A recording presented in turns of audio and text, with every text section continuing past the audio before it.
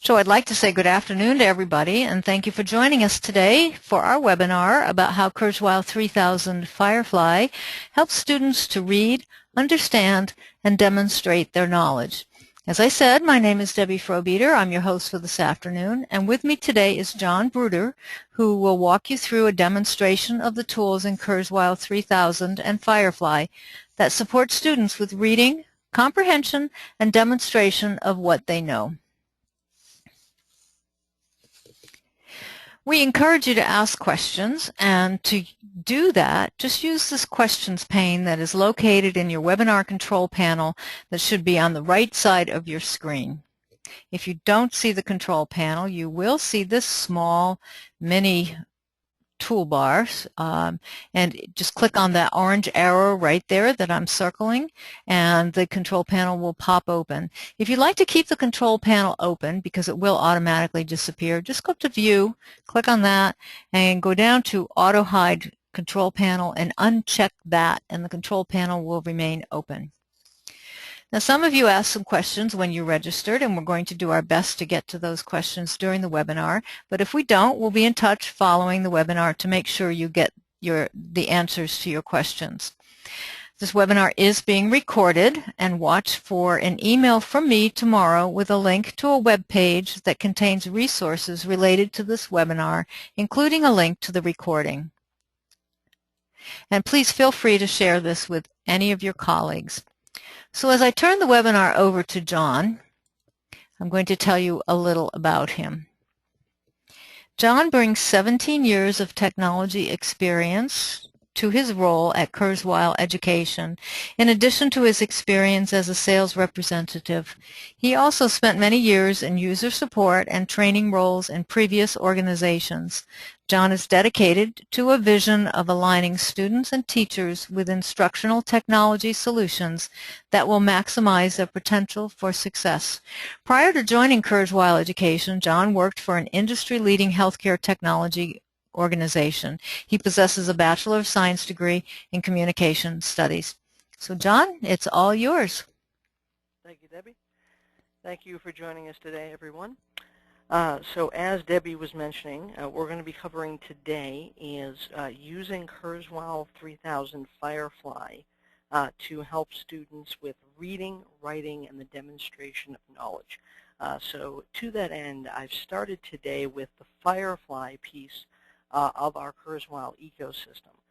This is a relatively newer piece. It's been around for a few years, but it is the little brother, quote-unquote, of the Kurzweil 3000 that has been around since 1996 and is more of our desktop client piece of the ecosystem. And we'll talk more about that as we go forward. But what I've done here is, to save us time, I've logged in to the Firefly by Kurzweil website. And I'm in my Universal Library. That's the name for our cloud storage system. And if you could envision that this would be your school or district, each student would possess a folder series within this ecosystem. The private folder is typically for works in progress. The public folder is for working with public content, and we'll speak to the recently opened files in a few minutes. This same sort of tree structure would also be applicable for teachers as well, with the private folder being for things like preparing a test or an assignment, the public folder actually being accessible to the students to get that content, things of that nature. What I'm going to do is I'm going to go into my public folder, and I'm going to open up a document called a place called Heartbreak. And this is a digital book. But what you'll see here is that as it comes in through the web browser, I'm reading it electronically directly from the web browser, but it's retaining the look of a traditional textbook. So this allows your students access to the content and have the ability on the fly to have that content read to them. So this is just something that we pulled in and deposited in the appropriate folder. I can go through the different pages. So I have a little bit of a lag here, I apologize. And it looks exactly like a hard copy textbook would look. Now, we deal with multiple file formats. We can pull in pretty much anything you can think of and support the reading as simply as just placing my mouse where I want it to read and hitting this play button. Introduction by Alex Haley, General Editor during the Gulf War in 1991. And so from there, that gives you quick access to any content. And that is universal for all students. But what is even cooler than that is the ability to dig a little deeper and customize that reading experience. So under here, under the options menu, I can go in, I can indicate if I want it to read faster or slower. So that was a little too fast for me. I can break it down. It can read literally word for word if we wanted to. And I can also pick from any number of different voices that we have available. So I will change this to a female voice, slowed it down a little bit, and now let's play it again real quick. Song is on that football players getting ready for a big playoff game. Describe the upcoming contest as at war. So now what this allows you to do. John, Yes. can I interrupt? Absolutely. When you're having Kurzweil read, it's quite loud and sounds a little Okay. muddy. So if you could turn that portion of your presentation down, that I think would be easy on everybody's ears. And also we'll showcase how well our text-to-speech voices do. Okay, let's try about here.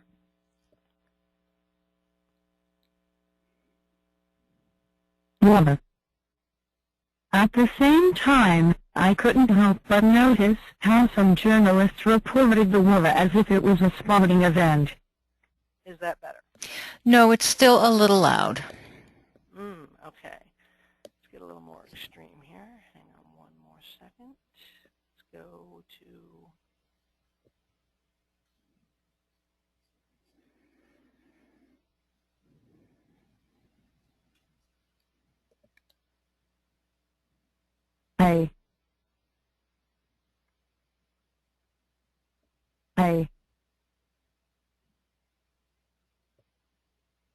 Fighting brought the war near its close. How's that? That's great. Thank you, John. No problem. Sorry about that. Doesn't sound quite that loud on my end.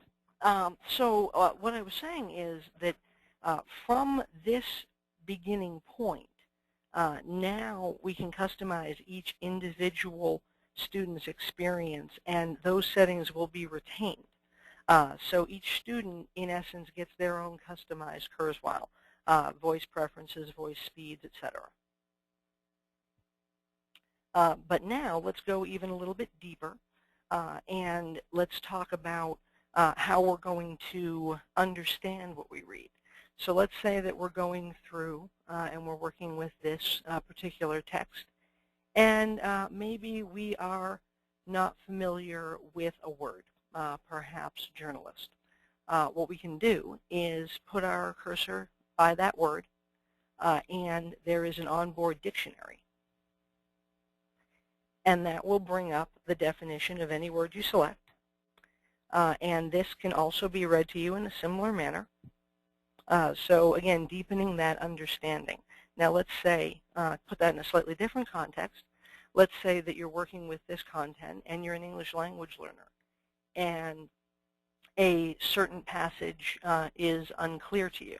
What you can do is you can go in and engage the highlighting tools, and there's a translation feature.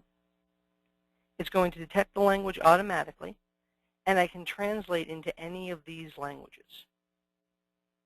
The ones that are bold, we have voice support for. So what I can do is, for example, I can choose Spanish. I can choose Translate. And now I can play this in a Spanish voice.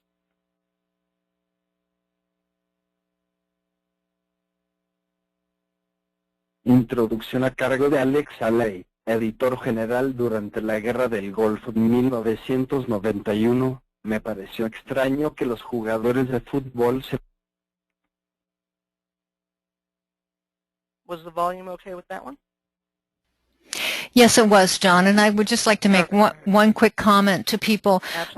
Just understand that we are broadcasting this webinar over the internet, and so there may be some delays in the reading because, in effect, we're streaming over streaming. So, in other words, the webinar platform is GoToWebinar, and then, of course, we are accessing yet another internet-based or web-based application, and that is Firefly. And so there may be some delay in the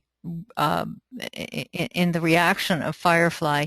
In real life, there isn't quite that delay. So I just wanted to explain that it's because of the combination of being a webinar and accessing a second internet page. Thank you. Thank you, Debbie. And any questions about this piece of it before I move on? No, but I think we have some issues with people not seeing the right thing. Let me double check that. But no, I don't have any specific questions yet, John. Okay. Okay. So should I continue? Or yes, please. Okay. Perfect. Thank you. Thank you. So I'll close this, and I will disengage the highlighter here. Actually, what I can also show you is you can erase as easily as you're highlighting. You'll see that all of these tools are just accessible at the click of a mouse. Takes a couple seconds to engage any particular feature. So now what I'd like to do is dive a little bit deeper into that understanding piece. And I can do that by now switching over from the firefly piece of the ecosystem to, that's my family and I, to the Kurzweil 3000 desktop client. Now this is a piece of software that would be installed on your computer, your Mac or your PC, and it comes with 4 toolbars that can, again, be customized per user, providing you with a wide array of tools. So you see here are read buttons, translate, definition, very, very similar to the Firefly user interface. And what I've done is I've pulled up the same document that we were working with, and you can see here that it looks completely identical, regardless of how I'm accessing it. And what I could do is I could dive in deeper here. I can jump to any page I want to by just clicking to the thumbnail and jump to the page as needed. So what I can do here is I can continue to dive a little deeper, maybe as I'm working on vocabulary. I'm going to engage my highlighter, and I'm going to pick a series of words that I need to study for an upcoming test, maybe targets, resistance, flight. And then we provide you with a tool in Kurzweil to pull out key content. So what I can do is I can extract those highlighted words, and I can create an onboard study guide. In this case, I'm going to open up a new file. And what you'll see here is that Kurzweil has given me my word and my definition. And just like everything else that we do, this can be read to you as well. This can also be saved for further reference electronically later on. Or in a slightly more old school manner, it can be printed, and you would have a hard copy study guide in your hands. And you see that that took me all of about 30 seconds to do. So make it easy for any student who is trying to deepen their understanding of content. Any questions about this piece of it? Actually, John, you're doing well in pausing for questions, because Teresa just asked if you could show the thumbnail and jumping again. Absolutely. So what we have is, let me close the study guide that I created. I can use this series of buttons up here in my reading toolbar to go between pages in a more traditional manner. But over here, there are some additional tools. There's a thumbnail of the page. if I wanted to move around within a segment of the page. But then there's also the thumbnail of the document, in which case I'm showing any pages within the document. So you see down here, it recognizes my 75 pages. And I would just be able to point and go directly to, say, page 50.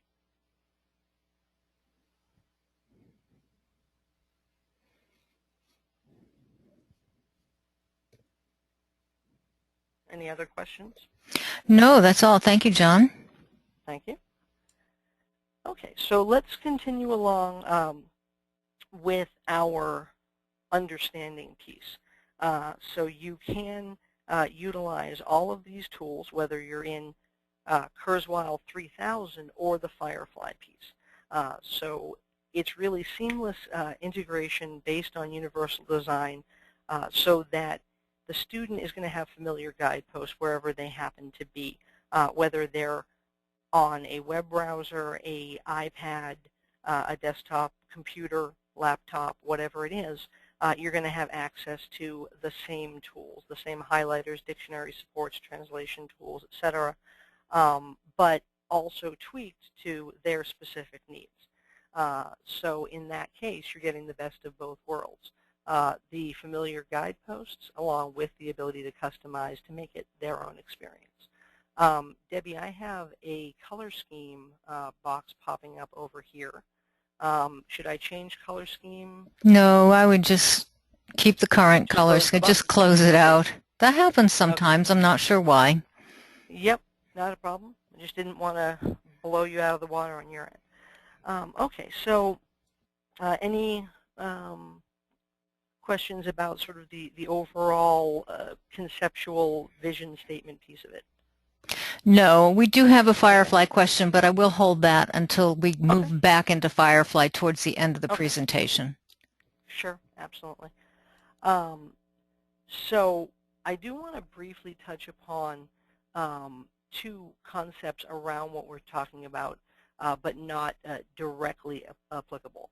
The first is that if I were to go into this file menu and choose to open from library, I have an access point in the Kurzweil program that looks identical to my access point through the Firefly portal. So this is a way that I can pull content that is in the Firefly, for example, this document, down into the Kurzweil. So in case anyone was curious how I got there, how I preserve that continuity of flow, that's how that's done.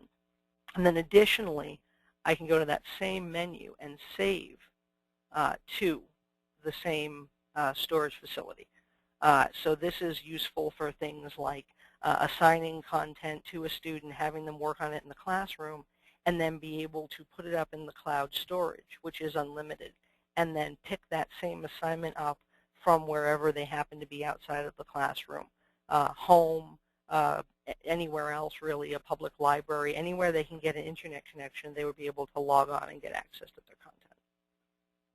The other thing I wanted to briefly explain is that this extract menu that we touched on does have some additional options. You can extract to column nodes, you can extract to outlines. Very powerful tool in terms of isolating the segments of what you want to gain a deeper understanding of and extract that out to really get in there and deepen your understanding.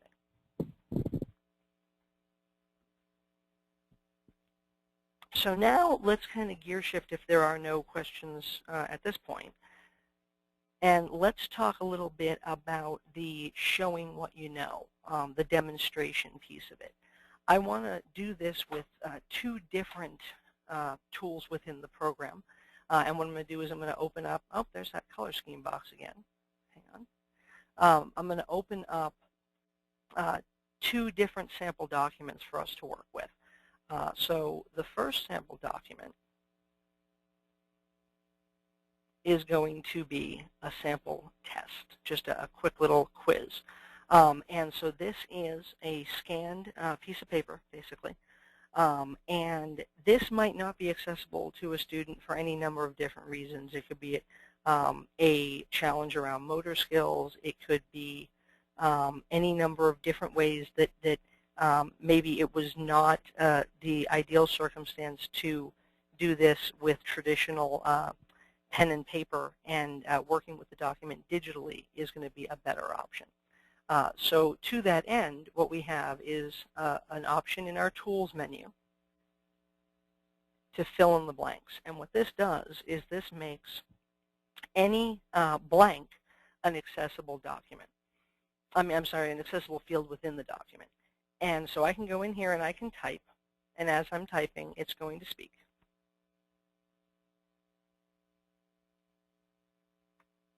Or at least it should speak. Hang on one second here. Having a small technical problem.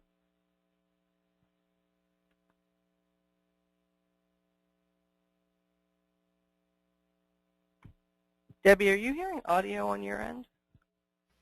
No, I'm not. Interesting. I don't know what is happening there. I do apologize. Well, try But, go ahead. try the read button.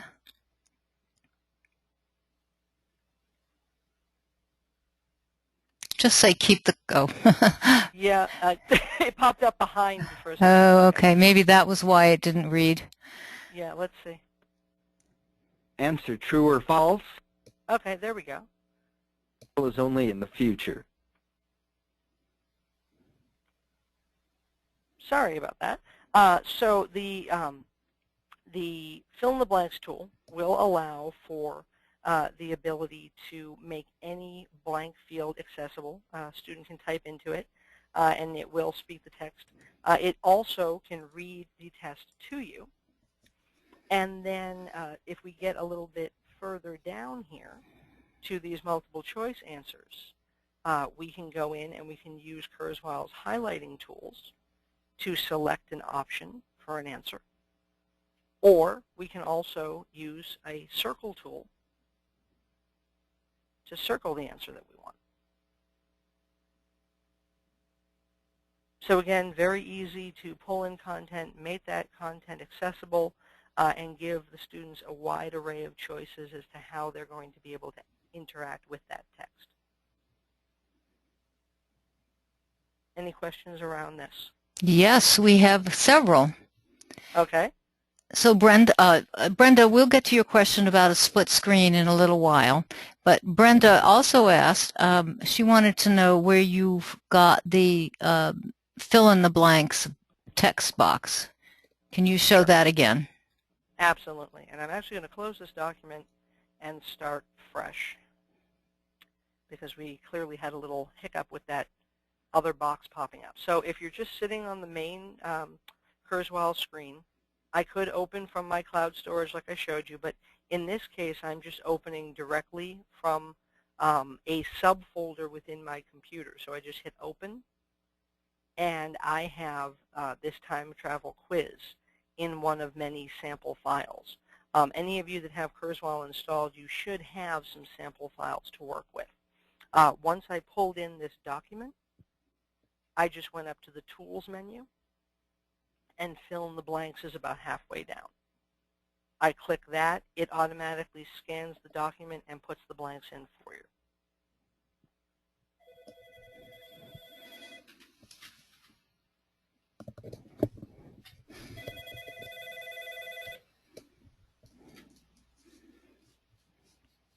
John, are you there? Oh, I'm sorry. am. Yes. Could you show how to implement the test-taking toolbar?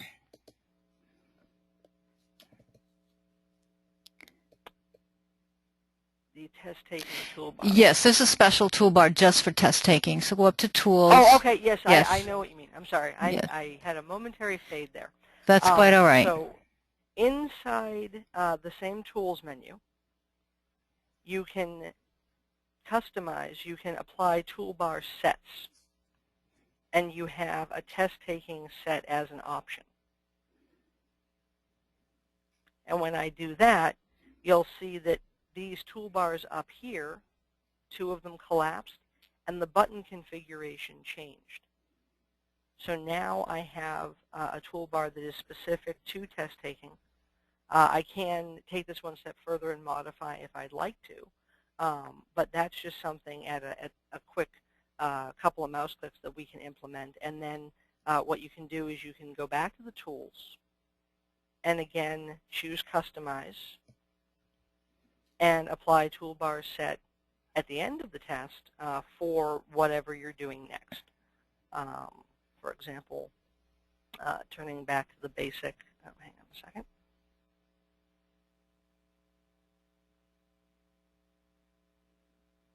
There we go, we get more of the classic view. Does that address the question? Yes, and Teresa would also like to know if there's a specific format that the exam or the quiz has to be in order to use the fill-in function, the fill-in-the-blanks function. In other words, does it have to be Word or PDF or a KESI file, a Kurzweil file?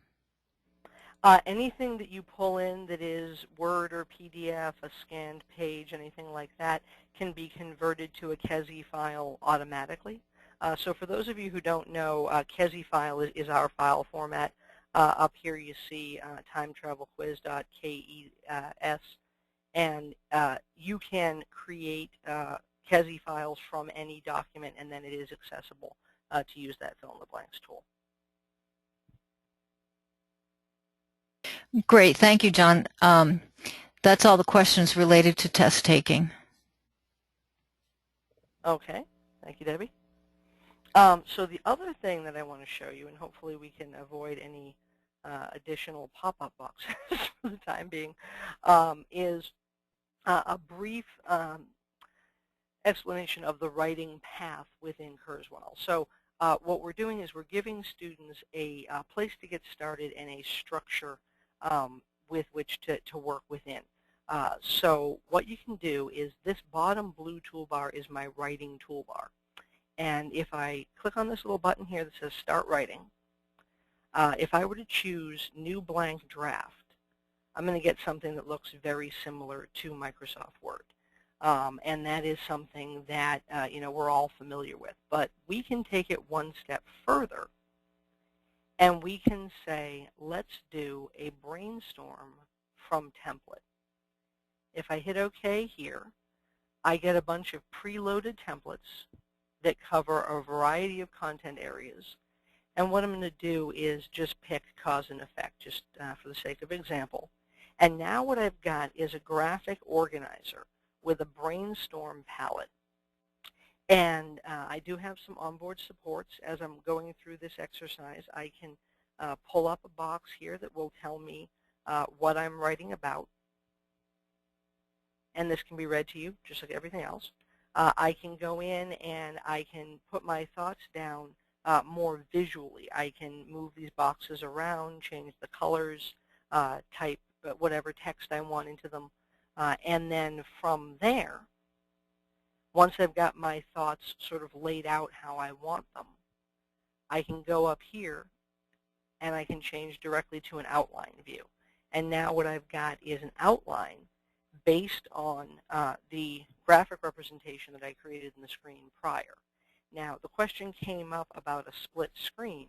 What we can do is we can take our outline and we can apply a split screen view to it so that the student can draft their paper with their structure, their outline on the side to guide them through the process. Once the draft is done, and the draft, again, like everything else, can be read to the student as well, we can then go into a review piece where not only can we have the work read to us, but we can do things like check spelling, check punctuation, verify capitalization, check word lists. We do come with a spell checker. We do come with word prediction, which is intelligent, so it will know what words you're using more frequently. As needs change and words become used less frequently, those will float to the bottom of the list and allow the now currently used words dominance. And there's also customizable word lists that you can work with as well. if you wanted to make certain types of words required within the paper, for example.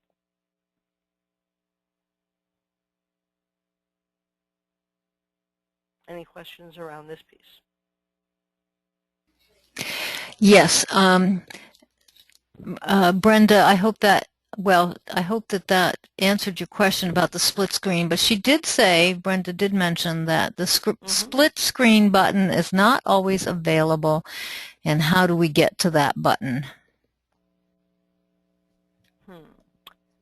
Well, I think Yeah, go ahead, Debbie. I think the answer to that question is that if the split screen option is available for a particular function, then that will then become the button will then illuminate and you can use it. So, for instance, I believe you can open a textbook and also split the screen so that you can be writing with the textbook open. Is that correct, John? I have actually never done that before, but we can try it right Well, why don't we try it? Because Brenda has a student who needs to read a 5-page document on the left screen while viewing and answering questions on the right screen. Okay. Well, I do know that we can do something like this. I can open up this document, and I have this sort of full screen, but I can reorganize it so it's taking up part of the screen. And then what I can do is I can then open up a new blank draft document, and I can have that sitting side by side. So I know I have done something like this. Now you have a little bit of a graphical challenge here. But, you know, depending on the size of screen you're working with, how you reorganize these particular documents, there is the ability. Let me actually try it with another document, see if we can get any closer. We'll do.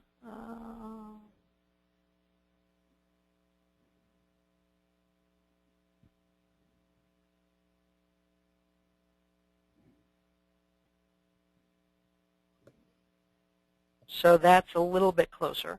I mean, you would have to experiment because it's going to look slightly different on different monitors, but you could do things like that.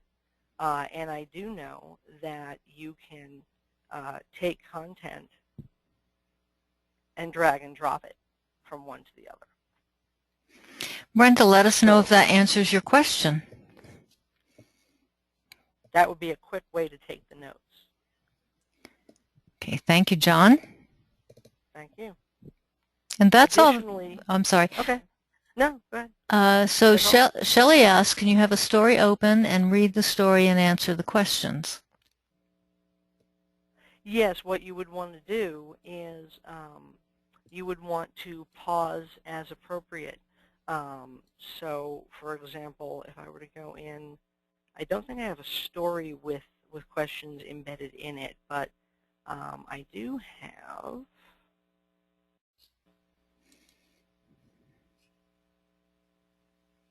this document, which you can see I've already filled in the blanks. So you could do things like this, and you could have Kurzweil reading the content. Fill in each blank with the past tense of a vocabulary word. 1. Genus. And you see it's pausing there for me to fill in the blank, so I can go in here. Spot. Well, at least the audio is back. It must have been that box that we had. So that's corrected. So you could do something like that, where as it's reading the test or the story or whatever you're working with, when it comes to the fill in the blank, it will pause for you to type in the answer. Does that answer the question?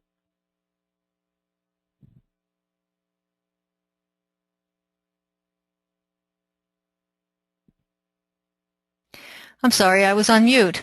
Shelley Debbie, says, can you hear me? yes, I was on mute. Yes.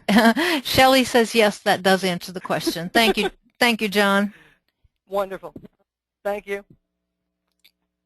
Okay, and you can also see down here, Kurzweil is telling us that it's pausing at an empty note, so it is going to occasionally, depending on how you get the settings configured, it will pause waiting for your cue or your student's cue as to what to do next.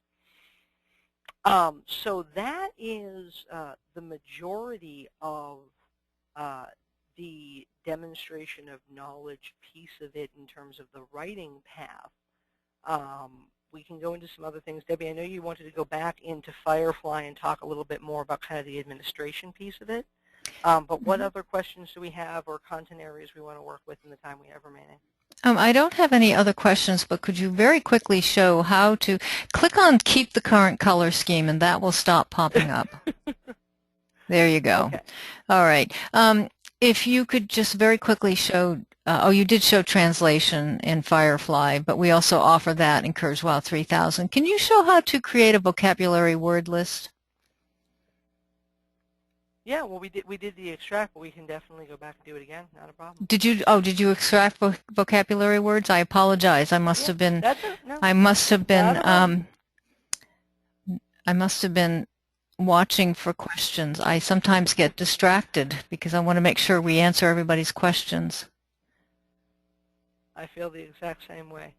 So basically, just to go through that one more quick time, and this time what we'll do is we'll go through with a different document. So this is horse's tail. This is actually a scanned page. So this is another format. We just brought it right in. You can see there's the line from the scanner.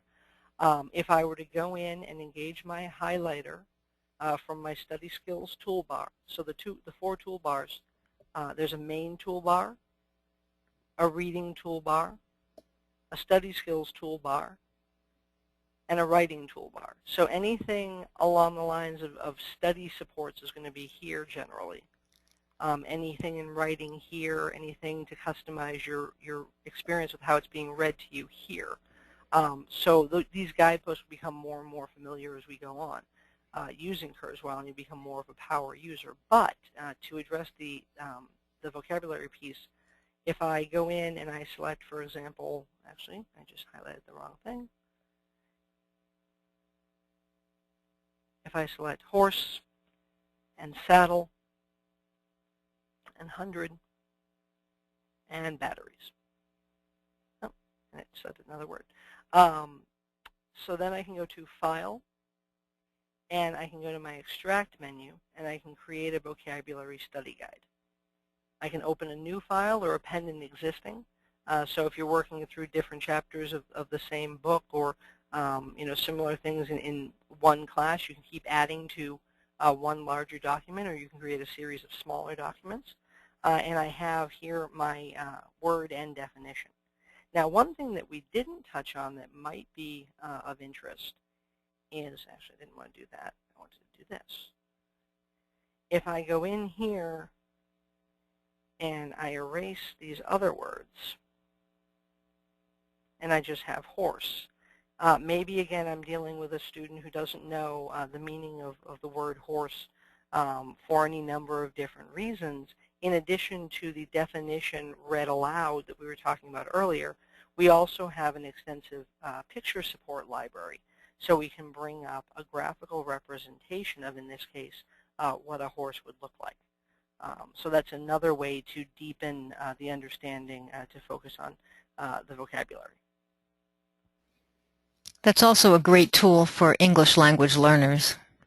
Yes, absolutely.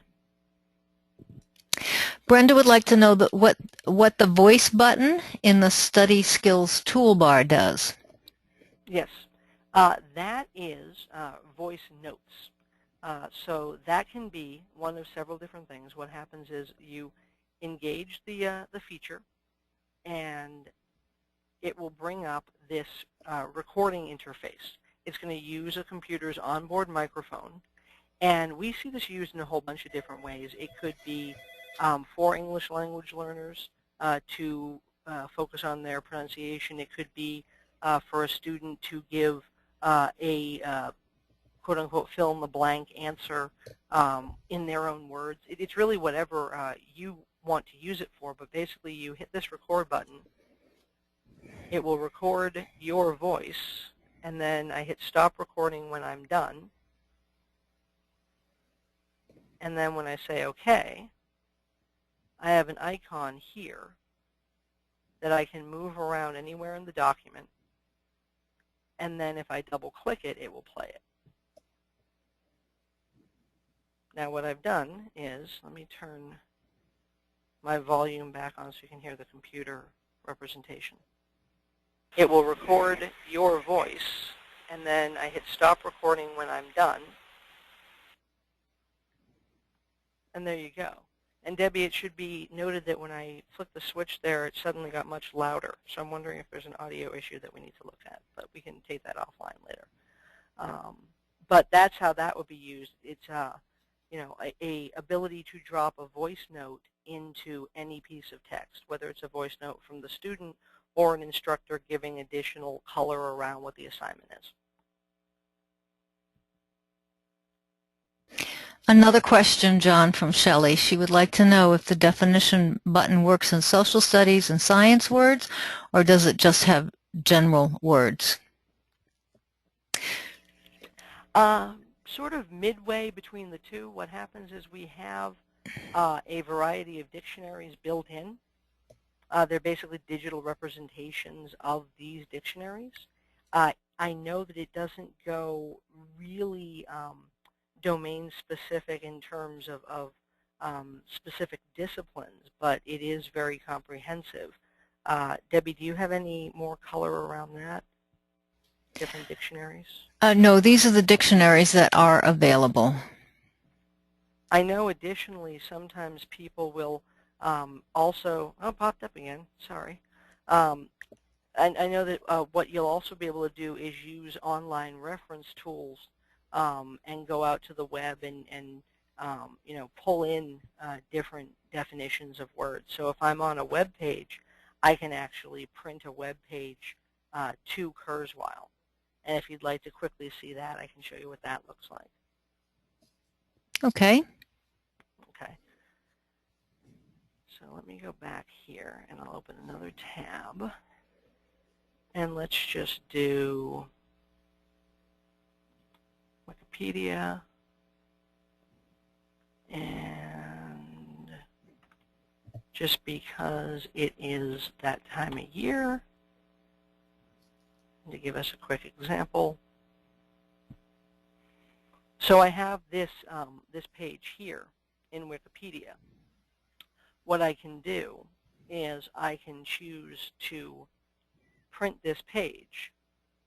And when you install Kurzweil, you have the ability to choose the Kezi virtual printer.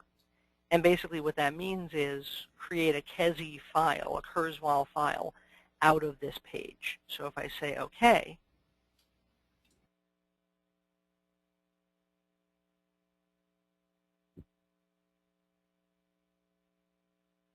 it's going to pull, and I'll just, for the sake of argument, we'll do the first two pages.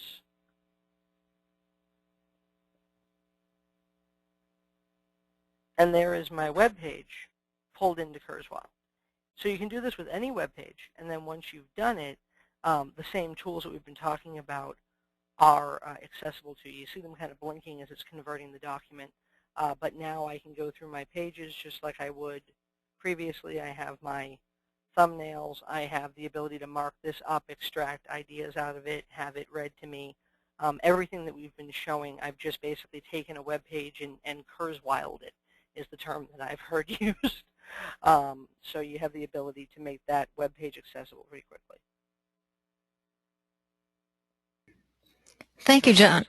Thank you, John. Why don't we move on to the administration tools in Firefly? Okay, perfect.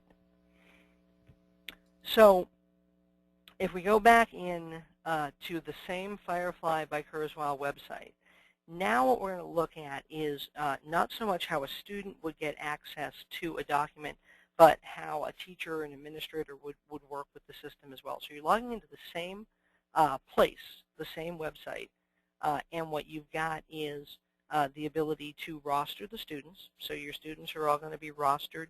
Pretty easy process. You put in their name and email address is really all it comes down to. If you have a spreadsheet or a CSV document that you can provide us, we would be able to roster in bulk. Once a user is in there, you can assign them their access level, whether they're a student or a teacher or what level of access you want to provide them. And then, that creates those content areas, immediately, that public, private, and recently open documents folder. We did say that we were going to talk about that recently open documents folder, so let's do that real briefly. What I can do is, if I'm in the Firefly website, and let's assume, for example, that I don't have Kurzweil installed on this computer, I'm just working from the Firefly, I can go in and I can hit this button here and open a file from my computer. I can open any document anywhere on my computer, anywhere on the network. One thing that has recently been shown to me that I found extremely powerful is if you're using Google Drive, there is a way that you can make Google Drive a drive letter over here, thus making your Google Drive accessible with Firefly. And then once you do that, then all of your content is going to be in this recently opened files folder and can be opened up. So for example, I did this earlier, and I apologize, I cleaned up my computer before doing this presentation.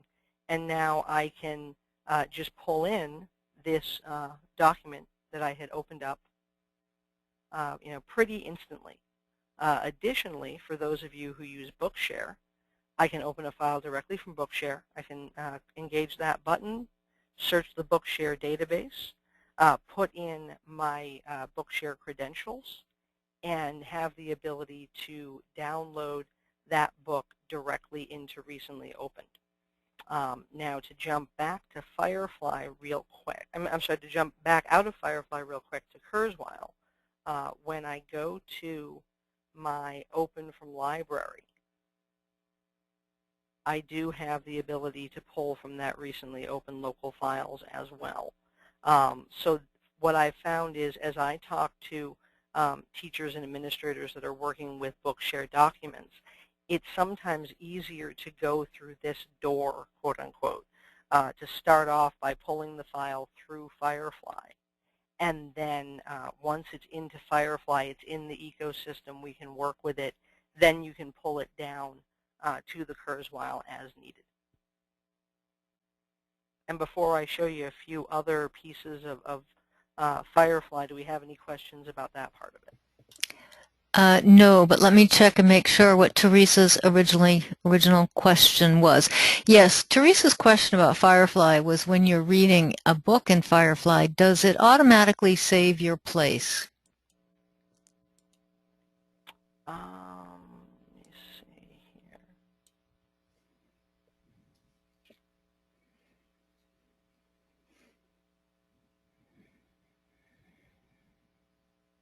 Give me 1 second here.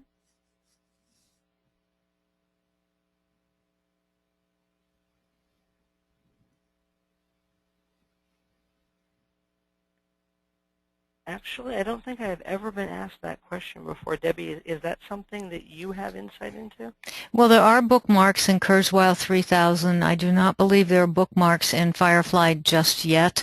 We will confirm that, Teresa, and get back to you. That's what I thought too. Yeah. There are always updates being done to Kurzweil 3000. To Firefly, and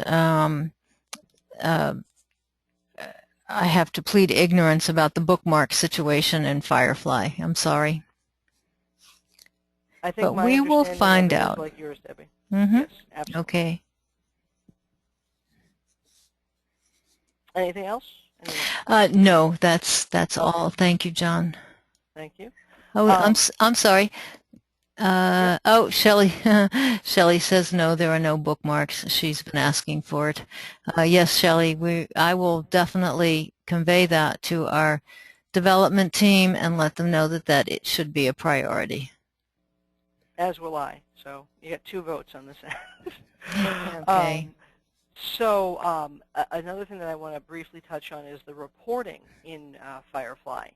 So you have the ability to get a usage dashboard, and what I'm going to do is I'm going to take this back just for the sake of keeping things easy. We'll do a year. And of course, this is a little bit of an extreme example, but just so you can get a sense. So what I have here is the ability to track who has been in the system and for how long, accessing how many documents. So this is something that is great to bring to parent-teacher meetings, IEP meetings, things like that, to really be able to get a general snapshot or drill significantly deeper to get a sense that the content is being accessed and utilized in the proper manner. So this is actually one of my favorite features. It's a really cool feature. I also wanted to bring to your attention that not only are we developing the product piece, but we're also developing the user supports around that product piece. So in here, you have Firefly's onboard help. This has a series of documents that can be viewed as PDFs or can be pulled directly into Firefly to be read to you as these KEZI documents that we're talking about, and also some help videos around how to utilize the system with fidelity as well. So that's something that anyone would have access to 24/7.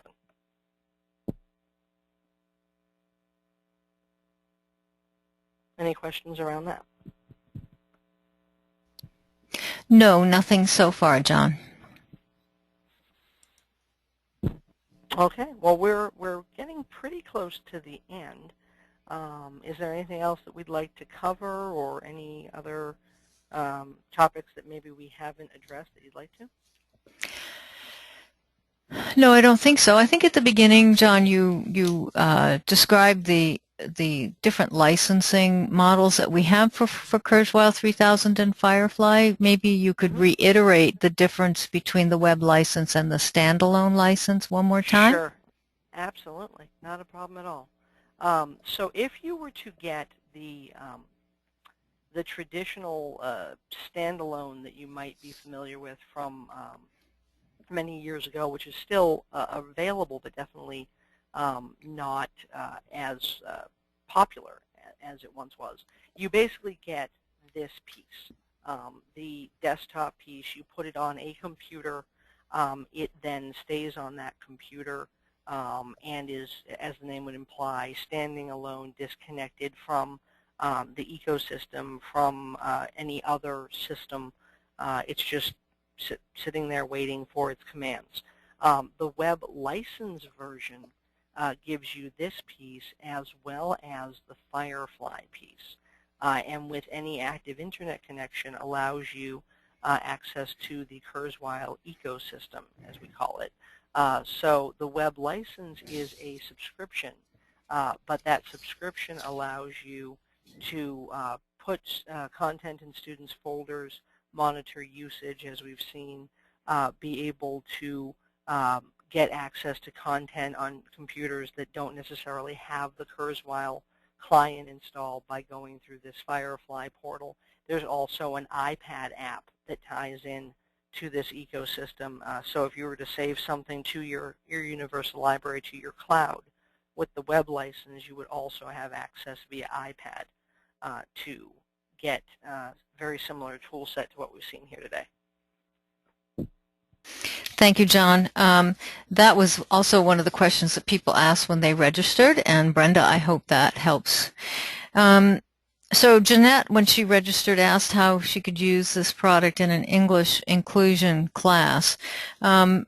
Jeanette, we have a school in Florida who uses Kurzweil 3000 in an inclusive classroom, and I can send you a link to a video that highlights how that school uses it. We also use Kurzweil 3000 in many English language learner classrooms, so there's information about that on our website. Catherine would like to know updates from last year. I will just quickly run down a couple of the major updates, and John, you can probably supplement for me. The first is the a cappella voices. I'm not sure if you noticed how natural sounding those voices were, in spite of the fact that there is a bit of a delay because of the webinar platform that we're using, but you can see how clear and natural sounding these a cappella voices are. We also added the vocabulary study guide, which John demonstrated for you, and we added an academic word list. We haven't demonstrated that today, but we did a webinar recently about the academic vocabulary list, and I can include that in the follow-up email that we send to you. John, what other updates can you tell us? Those are quickly. most of the big ones. I did want to expand upon when Debbie talks about the new voices. I'm a huge fan of the new voices. There's different voice packs that can be downloaded, so you have the option of running more or less voices depending on what you're doing with the voices, which is a nice plus in my book. As you can see on my screen here, there's a wide array to pick from.